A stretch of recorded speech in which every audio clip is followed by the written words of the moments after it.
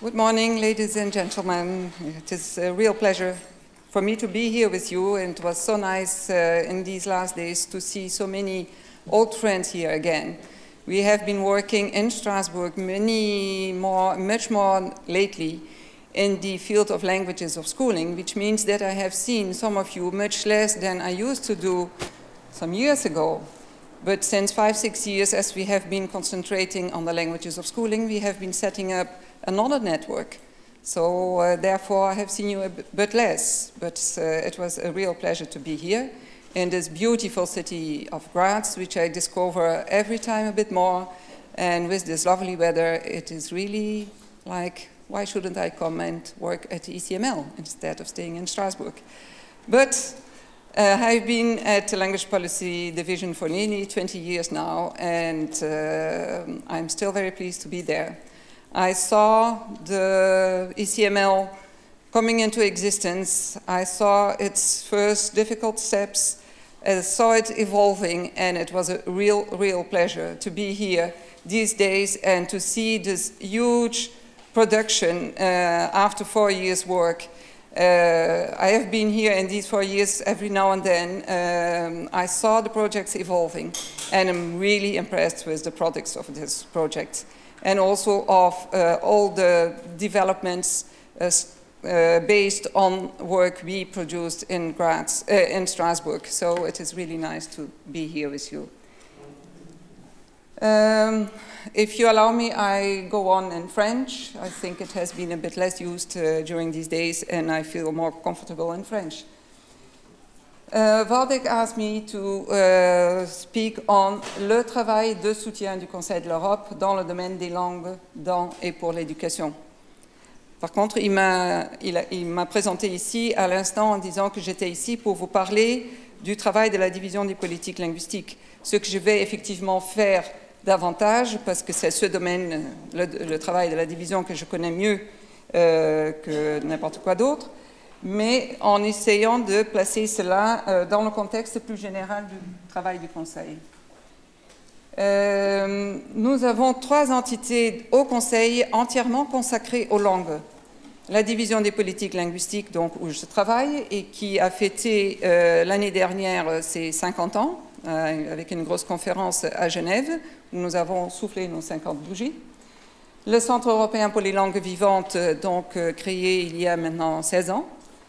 Et la Charte européenne des langues régionales ou minoritaires, qui a été ouvert à la signature en 92, entrée en vigueur, je crois, en 98.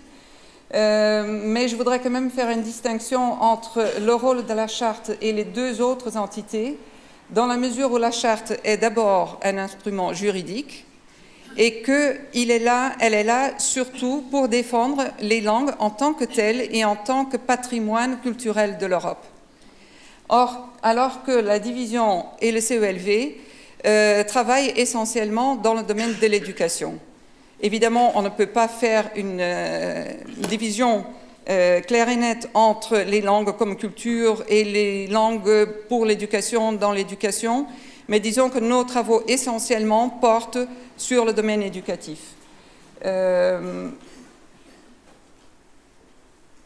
Et les objectifs du Conseil de l'Europe dans le domaine des langues sont définis par un certain nombre de textes, et je crois que si vous avez gardé la feuille que vous a distribuée Madame Anne Brasseur ici à l'ouverture le jeudi, vous pouvez très utilement aller consulter tous ces textes qui émanent de l'Assemblée parlementaire du Comité des ministres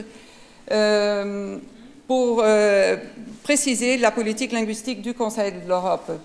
Mais disons qu'ils sont plus clairement inscrits et très clairement inscrits dans la Convention culturelle, et dans ce texte de Madame Brasseur, il y a l'article 2 cité en toutes lettres. Cet article dit en essence que les États signataires et tous les 47 États membres du Conseil de l'Europe, plus 3 autres, ont signé cette Convention culturelle européenne. Les États membres s'engagent à promouvoir leur propre langue dans les autres États membres et faire en sorte que les langues des autres États membres du Conseil de l'Europe soient enseignées dans leurs États membres.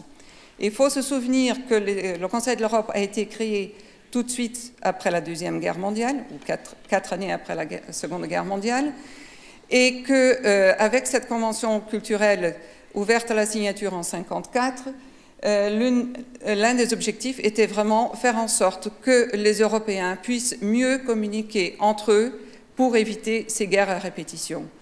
Donc, à l'intérieur de cette convention culturelle, le rôle des langues, des programmes de langue était vraiment d'assurer que les citoyens européens acquièrent des compétences communicatives en langues étrangères, les langues les uns des autres, pour une meilleure communication entre eux, et pas seulement pour une culture personnelle, mais pour faire de ces citoyens des véritables apprenants comme acteurs sociaux de nos sociétés démocratiques.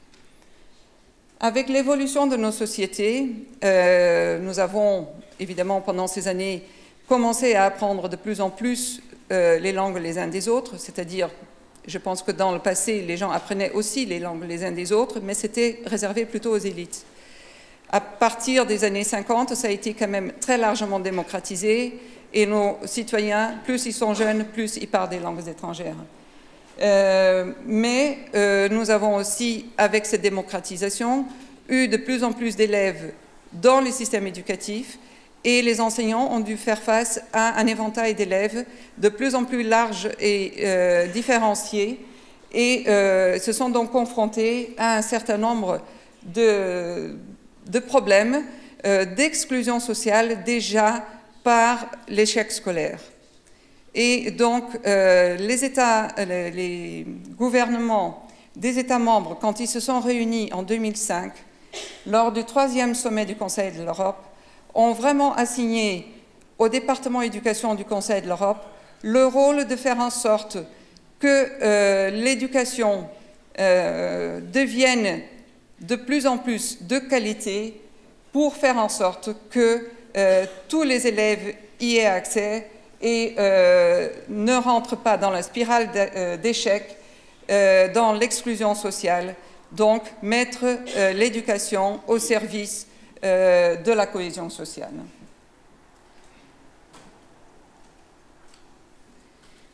Nous nous sommes alors penchés sur nos travaux jusqu'à présent, en 2005. Qu'avions-nous fait jusqu'à là? Dans quelle mesure allions-nous répondre à ces nouveaux objectifs qui nous étaient fixés par nos chefs de gouvernement et d'État?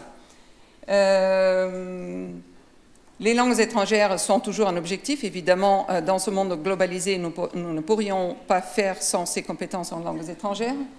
Mais pour éviter cet échec scolaire, pour garantir à tous l'accès à cette éducation de qualité, pour assurer l'équité en éducation, nous nous sommes dit qu'il fallait absolument nous pencher plus en avant sur les langues de scolarisation. Et donc, pour être bien clair sur la terminologie, par langue de scolarisation, nous entendons cette langue principale d'utilisation dans les salles de classe.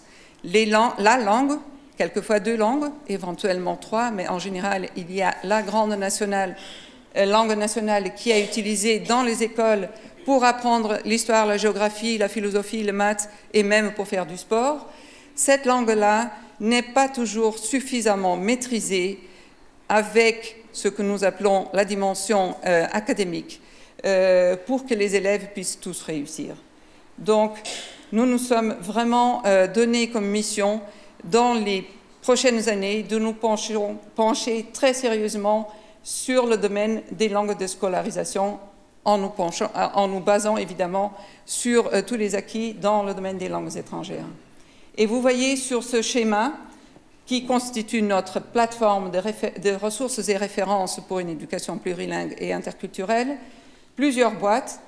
L'apprenant, il est tout en haut parce que c'est toujours notre porte d'entrée, notre porte de sortie, c'est le centrage de tous nos travaux, mais directement lié à l'étudiant, les langues de scolarisation. Et pour cela, nous avons 2 projets distincts.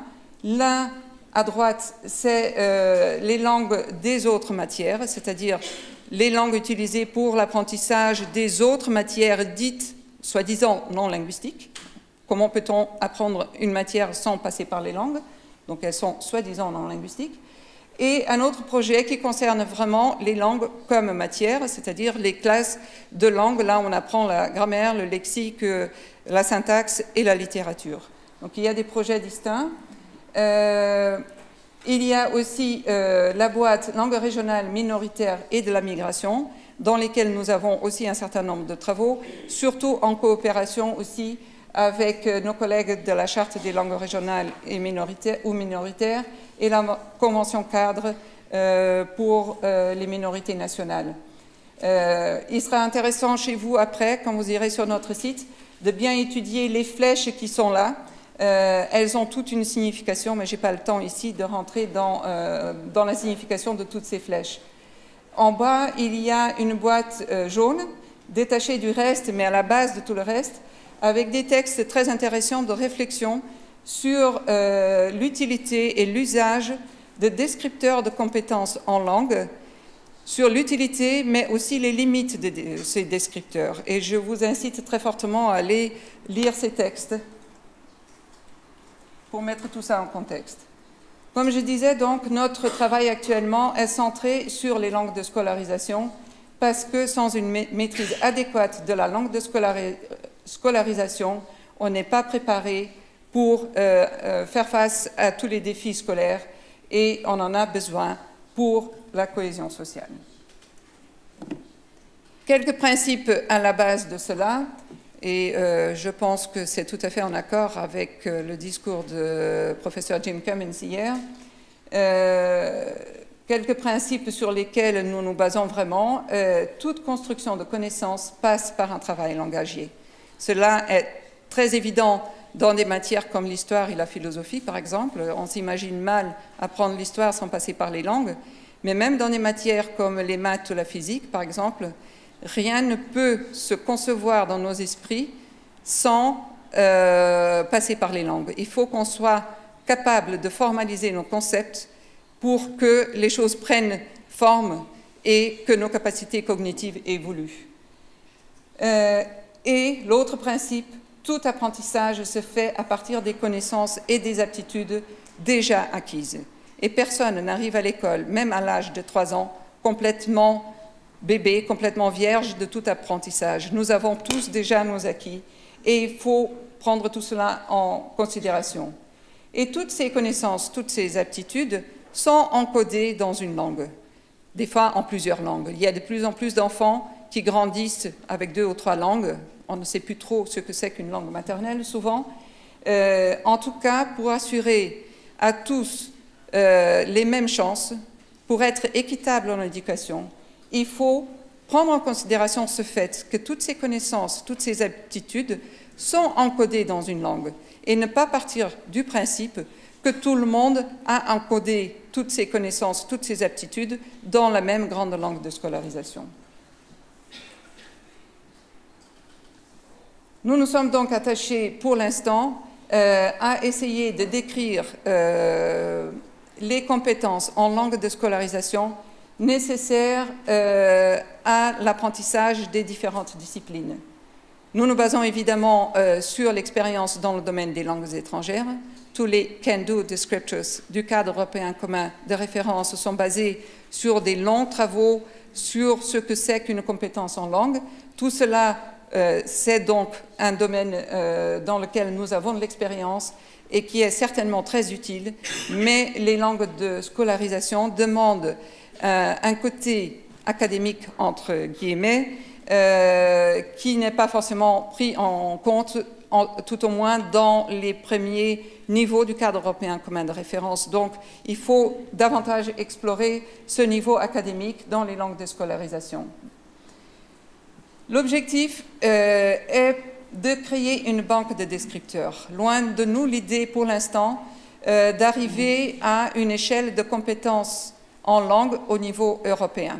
Ça a déjà été très difficile au niveau, pour les langues étrangères, et nous voyons que même pour les langues étrangères, ces descripteurs ont toujours besoin d'être contextualisés. Au niveau des langues de scolarisation, tellement ancrées dans les cultures nationales et dans les cultures éducatives nationales, il serait très difficile d'obtenir dans un proche avenir, tout au moins, une échelle de descripteurs de compétences en langue de scolarisation. Mais il est indispensable pour nos systèmes éducatifs, si on veut leur assurer une qualité de plus en plus grande, que ces compétences soient décrites de forme claire et explicite pour que les uns et les autres puissent se référer à des objectifs clairs à atteindre et ensuite faire l'évaluation en conséquence. Nous avons alors produit au niveau de la division des politiques linguistiques un certain nombre d'outils qui ont été présentés déjà pour un certain nombre d'entre eux en novembre l'année dernière à Genève, c'est-à-dire des démarches, des procédures pour partir des objectifs que l'on veut assigner à l'enseignement de telle ou telle matière. Par exemple, quels sont les objectifs pour l'enseignement de l'histoire? Quelles sont les valeurs que l'on veut transmettre à nos apprenants? À partir de ces valeurs, quelles sont les activités que nous allons exercer dans les salles de classe? Et à partir de ces activités, quelles sont les activités langagières dont on a besoin pour activer les compétences en langue de ces apprenants?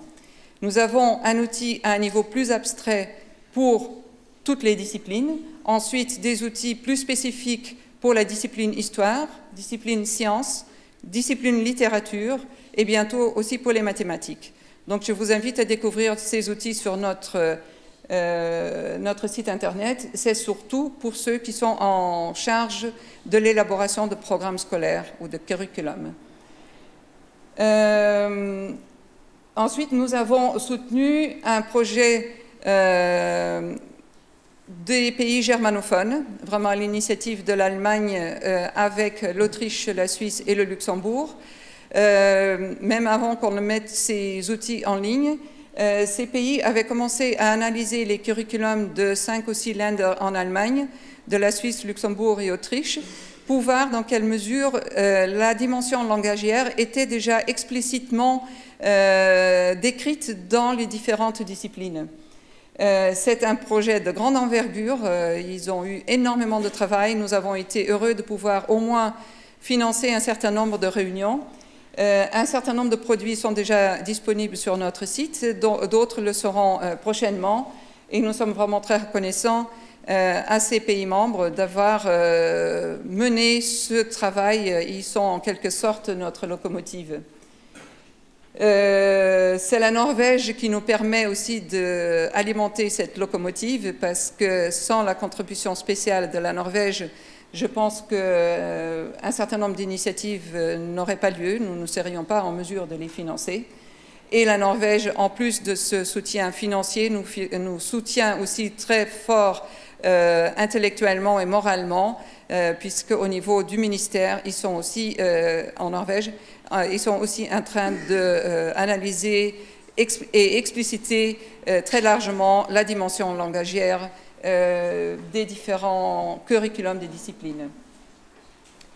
Ensuite, nous prévoyons des séminaires avec des nombres limités d'États membres pour essayer d'être aussi pratiques que possible. Donc nous aurons un séminaire au mois de mai l'année prochaine, par exemple avec les pays qui sont déjà fortement engagés, les pays germanophones, un certain nombre d'autres pays, pour ensuite élargir ce travail à l'ensemble de nos États membres. L'objectif est vraiment échange d'expériences, de travail déjà fait pour une mise en commun sur notre plateforme de référence. Un autre projet concerne les apprenants en difficulté, puisque les apprenants en difficulté nous mettent le nez vraiment sur ce qui ne fonctionne pas bien dans nos systèmes éducatifs. Évidemment, une éducation de qualité est le droit de tous nos apprenants. Nos systèmes éducatifs se doivent de fournir une éducation de qualité, mais c'est souvent les apprenants en difficulté qui mettent en lumière tout ce qui ne fonctionne pas bien. Donc c'est surtout pour les apprenants en difficulté, les apprenants en difficulté nous mettent cela en lumière. C'est pour eux que nous devons travailler peut-être davantage, mais nous travaillons pour tous. C'est vraiment définir les compétences en langue de scolarisation pour tous, avec un souci spécial pour ceux qui ont plus de difficultés. Et je voudrais souligner ici ce que nous essayons de faire à chaque fois, souligner que les élèves issus de l'immigration ne sont qu'un groupe potentiellement vulnérable. Ils ont, comme nous disait, je ne sais pas si c'était Jim Cummins hier, ou d'autres aussi, ces élèves-là viennent à l'école avec un bagage comme les autres.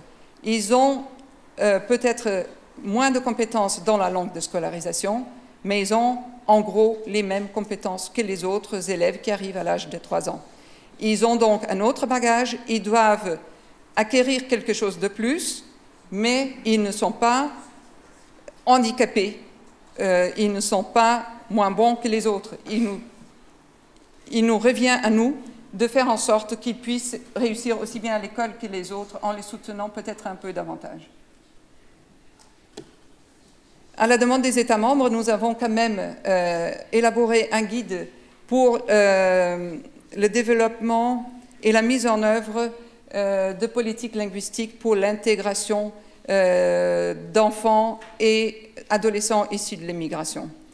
Mais ce guide, comme tous nos autres documents, souligne une fois de plus que si nous mettons l'accent sur les élèves de l'immigration, issus de l'immigration, c'est simplement parce qu'eux, ils mettent en lumière tout ce qu'il nous faudra faire pour que tout le monde puisse réussir à l'école. Avec ces guides, nous avons un certain nombre d'outils pratiques, comme par exemple sur le diagnostic de compétences en langue, à l'arrivée de ces élèves à l'école et pendant toute leur scolarité. Et il est vraiment souligné dans ce document qu'il est extrêmement important de continuer à évaluer les compétences en langue de scolarisation et ne pas assumer une fois pour toutes que ces compétences sont acquises. Il y a d'autres outils pour soutenir les enseignants et d'autres professionnels, les parents, tous les réseaux, etc. Nous aurons les 7 et 8 mars l'année prochaine une conférence sur cette thématique et nous enverrons bientôt une lettre à nos délégués au comité directeur de l'éducation pour nous demander d'envoyer des personnes responsables dans nos États membres pour venir à cette conférence. Mais à Genève, on nous a quand même signalé que la plus grande préoccupation, la priorité de nos États membres était les convergences curriculaires. Nous avons aussi présenté à Genève un guide pour l'élaboration, pour le développement des curriculums pour une éducation plurilingue et interculturelle. Et les États membres ont été extrêmement intéressés par ce document. Je pense qu'en premier lieu, ceux responsables pour les curriculums pour les langues étrangères, car grâce au cadre européen commun de référence, il y a déjà énormément de pays qui ont revu leur curriculum pour les langues étrangères en fonction du cadre de référence. Donc il y a énormément de similitudes entre ces différents curriculums, mais il y a quand même encore dans la mise en œuvre beaucoup d'enseignants qui travaillent séparément dans les différents systèmes scolaires et il s'agit vraiment de faire en sorte qu'il y ait une plus grande convergence même entre les langues étrangères. Mais notre objectif dans ce guide est d'articuler aussi les curriculums pour les langues étrangères avec les langues minoritaires, les langues régionales, les langues de la migration et si possible aussi, mais on sait que ce ne sera pas la première étape, avec la langue majeure de scolarisation. C'est vraiment faire en sorte qu'il y ait une approche globale de la politique linguistique dans nos ministères, dans nos curriculums et du niveau macro, donc les curriculums tels qu'élaborés par les ministères au niveau national ou régional en fonction des pays, jusqu'au niveau nano, c'est-à-dire dans les salles de classe, les professeurs et les élèves. L'objectif étant vraiment de faire des économies dans les apprentissages, dans les stratégies d'apprentissage, tant pour les apprenants que pour les enseignants et pour le système éducatif en général. Donc nous avons ce guide et la première initiative après la conférence de Genève a été de demander au comité directeur de l'éducation de nous nommer des personnes dans les ministères, dans les départements, des fois des instituts plus ou moins indépendants, ou des fois des départements dans les ministères, responsables des curriculums. Et pas uniquement des curriculums de langue, aussi des curriculums d'histoire, géographie, maths et tout le reste, pour que nous puissions travailler très directement au niveau des curriculums et essayer d'expliciter très explicitement la dimension langagière de tous les apprentissages. Nous aurons un premier séminaire avec 10 pays les 29 et 30 novembre cette année pour essayer de voir très concrètement ce qui a déjà été fait. Et nous espérons l'année prochaine organiser 2 autres séminaires avec d'autres pays pour essayer vraiment d'avancer dans ce domaine de convergence curriculaire. Mais les langues étrangères, évidemment, comme je disais, ça reste dans nos objectifs. Et de toute façon, nous sommes rattrapés ou en quelque sorte victimes du succès du cadre européen commun de référence et du portfolio européen des langues. Nous continuons à travailler dans ce domaine. Nous venons de publier un dernier manuel accord pour aider les examinateurs à utiliser le cadre européen de référence.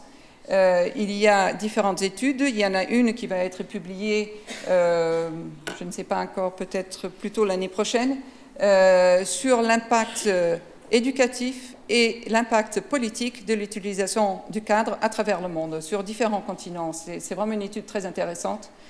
Et si nous avons déjà beaucoup de matériel illustratif, nous continuons à en produire. Une autre activité très importante est la description des niveaux de référence pour des langues spécifiques. Beaucoup d'entre vous connaissez peut-être déjà le profil Deutsch. Il y a le English Profile qui est en cours de route. Il y a les descripteurs de compétences pour le français, pour le tchèque, pour le grec, pour le portugais, pour un certain nombre d'autres langues en cours. Et ceux qui veulent s'y lancer peuvent prendre contact avec nous. Évidemment, le travail se fait langue par langue et avec des spécialistes nationaux, mais nous sommes là pour vous orienter dans les premières démarches de ce travail si vous le souhaitez. Au niveau européen et international, nous coopérons avec la Commission européenne principalement pour l'indicateur de compétences linguistiques dont Teresa Condesu nous a parlé avant-hier.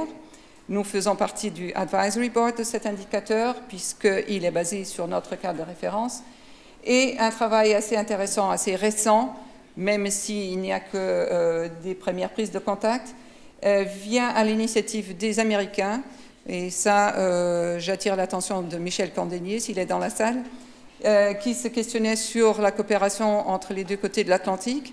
C'est un peu provocatif ce que j'ai mis là, mise en relation des standards. C'était effectivement le point d'entrée des Américains, mais le cadre de référence nous permet effectivement de travailler très activement avec ACTFL, l'American Council for Teaching of Foreign Languages, qui ont leurs standards, leurs guidelines, et ensemble nous essayons de progresser pour voir les liens pour, par exemple, définir ce que c'est que la compétence en langues étrangères, etc. Donc il y a une vraie coopération grâce à un langage commun offert par le cadre de référence, par ACTFL, etc. Donc il y a une vraie coopération de ce côté-là aussi. Je voulais surtout encore signaler le nouveau portail pour le portfolio européen des langues. Je vous invite très fortement à copier cette adresse que vous connaissiez probablement déjà. Il suffit de taper ça pour tomber sur un portail commun avec 2 entrées, l'une menant vers le travail à la division des politiques, l'autre au travail au CELV. Disons qu'à la division des politiques linguistiques, il y a toujours l'historique, le début du portfolio, les textes de référence, les portfolios validés et surtout les nouvelles procédures pour enregistrement en ligne de nouveaux modèles de portfolio, puisque nous n'avons plus le comité de validation. Je n'ai pas le temps de rentrer dans les détails de cela, mais vous trouverez tout ça sur le site. Et si vous voulez en savoir plus, surtout sur le côté du CELV, allez tout de suite à 9h30 dans l'atelier de David Little. Il vous montrera ce qui a été fait au CELV, tout le matériel déjà disponible grâce aux ateliers ici au CELV pour cela. Dans le domaine du dialogue et des compétences interculturelles, nous continuons le travail autour de l'autobiographie des rencontres interculturelles. Il y a d'autres traductions en cours. Il y a un nouveau modèle en cours d'élaboration qui concerne les rencontres par le biais des médias visuels, parce que même sans rencontrer des personnes d'autres cultures face à face, souvent nous nous formons des images d'autrui à travers les médias, surtout les médias visuels. Et puis, la diffusion de l'autobiographie se fait grâce à un certain nombre d'activités ici au CELV, au Centre Wergeland, grâce à nos stages Pestalozzi, etc. Dans le domaine des langues régionales ou minoritaires, nous avions élaboré le cadre curriculaire et des portfolios pour la langue romanie, dont Valdec et Uli nous ont parlé hier. Et évidemment, ces langues font partie de notre guide et de nos activités pour les convergences curriculaires, parce que dans ce guide, il y a aussi des scénarios, par exemple, pour articulation entre les langues majeures de scolarisation et les langues minoritaires ou régionales, par exemple. Et nous travaillons donc aussi avec la charte, parce que même si je disais que la charte est concernée surtout par les langues elles-mêmes en tant que patrimoine culturel, il y a là-dedans un article, l'article 8, qui concerne directement l'éducation, parce qu'il est évident que si les parents, les grands-parents, les familles sont essentiels pour la survie des langues régionales ou minoritaires, le système éducatif est vraiment une prérogative pour que ces langues survivent. Donc, quand nos collègues de la charte vont dans les pays et voient qu'il y a un certain nombre de difficultés concernant les langues régionales ou minoritaires, ils se tournent vers vous pour voir dans quelle mesure, et vers le CELV, il y a des outils pour aider ces pays dans ce domaine-là, et cela vaut aussi pour la Convention cadre pour les minorités nationales. Un dernier projet que je voulais mentionner est en dehors des systèmes éducatifs cette fois-ci, ça concerne les adultes migrants, parce que le Conseil de l'Europe est essentiellement la maison des droits de l'homme, de la démocratie, l'état des droits, et a donc une unité pour la coordination concernant les migrations.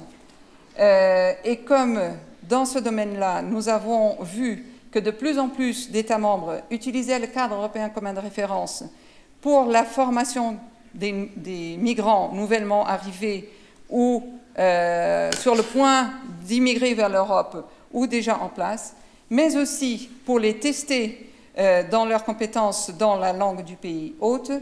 Nous avons voulu vraiment regarder ça de plus près pour nous assurer que si notre matériel est utilisé, qu'il le soit à bon escient, qu'il soit là au service de tous ces migrants, de toutes ces personnes, et pas pour les exclure de nos sociétés. Et dans le contexte de ce projet, nous avons déjà publié un grand nombre de textes. Il y a par exemple un recueil des textes officiels du Conseil de l'Europe. Il y a un document d'orientation politique pour les différents ministères, parce qu'il y a beaucoup de ministères concernés. Il y a des études thématiques, des enquêtes qui ont été faites et des résultats analysés, des études de cas, etc. Nous avons déjà eu 2 conférences intergouvernementales, comme je disais, avec plusieurs ministères, parce que le ministère de l'Éducation est loin d'être le premier concerné. Et nous travaillons dans ce domaine aussi avec la Commission européenne et avec l'OCDE. Là, je voudrais ne pas prendre trop de temps là-dessus parce que vous devez aller dans les ateliers, mais comme je disais, nos travaux sont évidemment essentiels pour cette nouvelle tâche qui a été assignée au département éducation, faire en sorte que l'éducation soit vraiment de qualité pour tous nos élèves dans tous nos États membres. Il est évident que sans les compétences nécessaires en langue, les élèves ne peuvent pas avoir accès à cette éducation de qualité. Et nous voulons assurer l'équité dans l'éducation. Et donc, pour qu'il y ait équité, il faut qu'on prenne en compte tout le bagage pluriel avec lequel les élèves arrivent à l'école. Et donc, faire l'enseignement des langues dans un objectif d'éducation plurilingue et interculturelle. Pour finir, juste un dernier slide pour dire que si notre travail à la division des politiques linguistiques se concentre surtout au niveau des curriculums et des politiques linguistiques éducatives en général, nous dépendons très largement du travail au CELV pour mettre ce travail au service des professionnels et de celui qui est au centre de tout, l'apprenant. Donc voilà, je ne vais pas aller plus loin, nous travaillons en grande complémentarité. J'ai encore un certain nombre d'autres slides que je ne vais plus passer maintenant, mais où je essayais de montrer quels étaient les projets du CELV jusqu'à présent, qui sont déjà en lien direct avec tout ce que nous faisons, nous, à la division des politiques linguistiques. Mais nous sommes tous d'accord, au centre de tous, notre objectif ultime, c'est l'apprenant et l'éducation de qualité auquel il a droit. Merci.